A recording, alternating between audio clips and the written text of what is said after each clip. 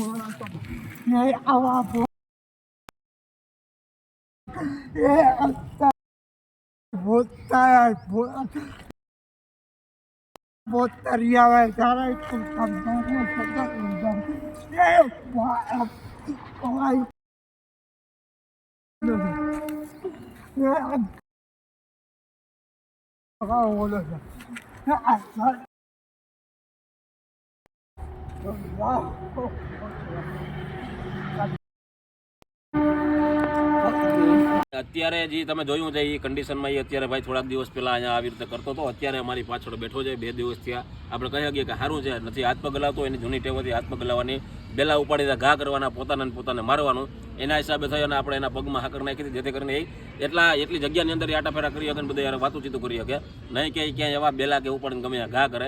Finally અત્યારે આપણે તમે મારી વાહે એને જોઈ શકો છો, કંઈ વાંધો નથી, ભગવાનની દયા આવી છે, કદાચ તો ભાઈને રિકવરી થઈ જાય, આપણે કહી શકીએ વચ્ચેને।